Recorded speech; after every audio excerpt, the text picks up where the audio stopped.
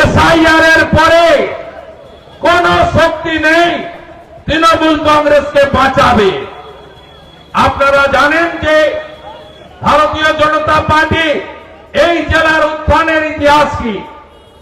আমি তখন বিজেপিতে যোগ দিইনি, আপনারা লড়াই করে 2019-এ 37% ভোট পেয়েছিলেন।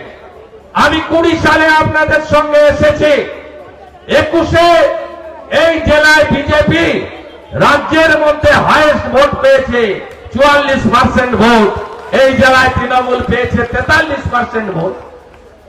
আমরা 7টা এমএলএ জিতেছি, আর এটা পালিয়েছে তো শ্যামলার বুদ্ধিতে। এটাকে হাফ লাখ ভোটে হারাবো, এটাকে হাফ লাখ ভোটে আমি হারাবো। ও থাকলে টিকিট দিলে জেতাতে আবার 4টে জুতো ছেড়ে যেত। যা হয়েছে ভালো হয়েছে, ঈশ্বর যা করেন মঙ্গলের জন্যই করেন। এখন অনেক সুবিধা, যেই পদ্ম পাবে সেই বিধানসভায় যাবে, চিন্তার কোনো কারণ নেই। বিভিন্ন প্রান্তে বলা হচ্ছে ভারতীয়কে আত্মীয় বানিয়ে ভোটার তালিকায় বাংলাদেশিরা, কি বলছেন? রাজ্যের বিভিন্ন প্রান্তে এটা চলছে, আইপ্যাক এটা করছে। আমি অনেকগুলো পোস্ট করেছি, দেখবেন।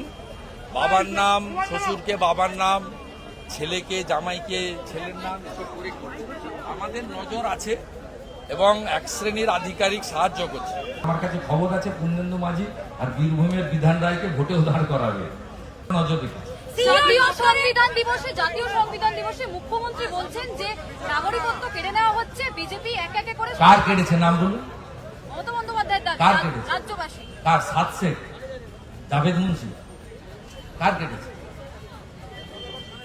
বাংলাদেশের অবৈধ অনুপ্রবেশকারী মুসলিম এবং রোহিঙ্গা যারা ভারতীয় নয়, উনি তাদের পক্ষে সওয়াল করছেন।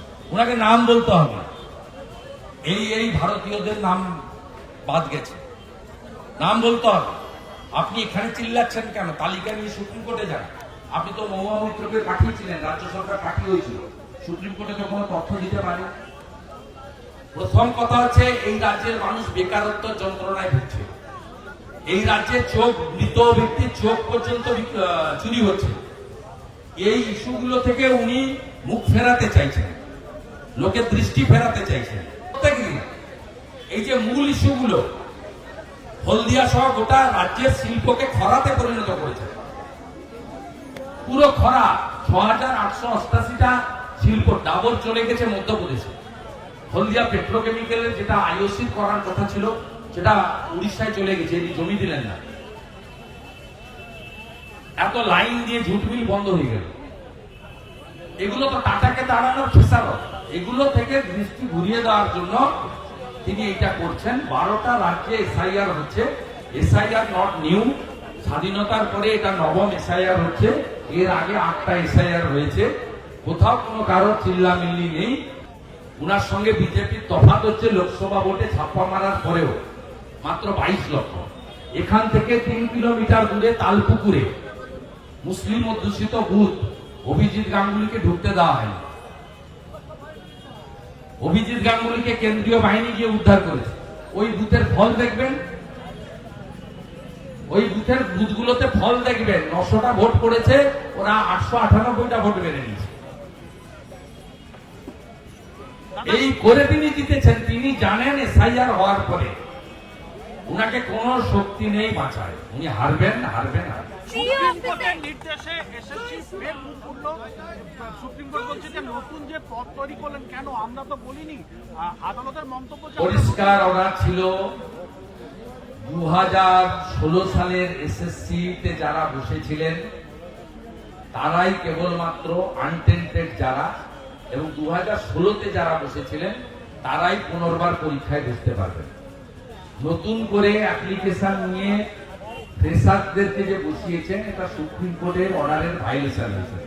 সুপ্রিম কোর্ট এগুলো না বলে এডুকেশন সেক্রেটারি এবং চিফ সেক্রেটারিকে সুপ্রিম কোর্টে ডেকে নিয়ে আইনগত ব্যবস্থা নেয় এবং এই সরকারের বিরুদ্ধে অবিলম্বে কেন্দ্রীয় তদন্তকারী সংস্থাকে দিয়ে এই চাকরিজীবীর বিরুদ্ধে ব্যবস্থা নিয়ে, যেটাই বাংলার মানুষরা চায়।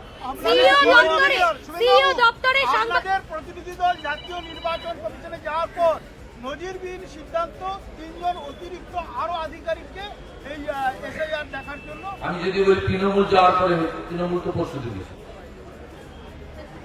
আপনি নিউজ 18-এর মতো প্রশ্ন করলে উত্তর আপনি নিউজ 18-এর মতো। অরূপ বিশ্বাস, চন্দ্রিমা ভট্টাচার্য আর কে যে গেছিল 3 দিন আগে, তারা যাওয়ার পরে হয়নি তার কি মানে আছে? তারাই গিয়ে মমতার বিরুদ্ধে বলে এসছে যে আমরা চাইছি ঠিকঠাক এসআই ওর মমতা বন্দি করতে দিচ্ছে না, আপনি দিল্লি থেকে অফিসার পাঠান। যেখানে অনুষ্ঠান সেখানে পুলিশ ওয়েলফেয়ার অর্গানাইজেশন সরকারি সংস্থা, কোন রাজনৈতিক সংস্থা নয়। এবং সমস্ত পুলিশই যে প্রত্যেকটা জেলায় ওয়েলফেয়ার বোর্ডের মাথায় এসপিরা আছে, সরকার পোষিত। সেই পুলিশ দেবে ভোটে নিরাপত্তা। চরিত্রহীন ব্লক প্রেসিডেন্ট করেছে,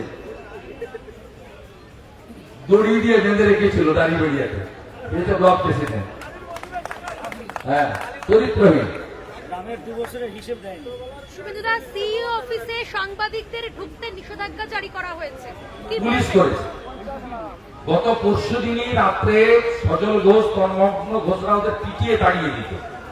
ওই নন বিএলও যারা বসেছিল, আপনার ওই মইদুলরা, মনীষরা পিটিয়ে তাড়িয়ে দিত। 6টা লোক বসেছিল, ভারতীয় জনতা পার্টির সমর্থক যুব নেতারা কলকাতার 100 জন গেছিল। গতকালের ঘটনায় উড়িষ্যার চন্দনেশ্বরে বাঙালি খেলোয়াড় থাকে দীঘায়, তাদেরকে তাড়ানো। আপনি নাম দিন, তৃণমূল অভিযোগ করেছে তো, বাঙালি নাম দিন।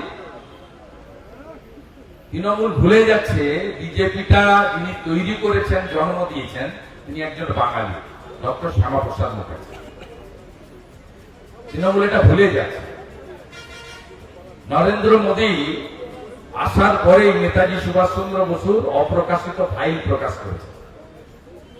নরেন্দ্র মোদী নেতাজি সুভাষচন্দ্র বসুকে কর্তব্য পথে নিয়ে গিয়ে মূর্তি স্থাপন করেছে। নরেন্দ্র মোদী কৃতি অধ্যাপক অসীম ঘোষকে হরিয়ানার রাজ্যপাল করেছে। বাসন্তীর তৃণমূল বিধায়ক বলছে, এত বাধা বিপত্তি সত্ত্বেও 78% বিএলওরা তাদের ফর্ম সাবমিট করেছে, যা দেশের মধ্যে প্রথম। 98% বিএলওই গুড। 2%, 80,500-তে 2% হলে কত হয়? 1600। ওই 1500-1600 চটি চাটছেন। এই 32,000 যে প্রাইমারি ঝুলে আছে, তার মধ্যে হয়তো এই মালগুলো আছে।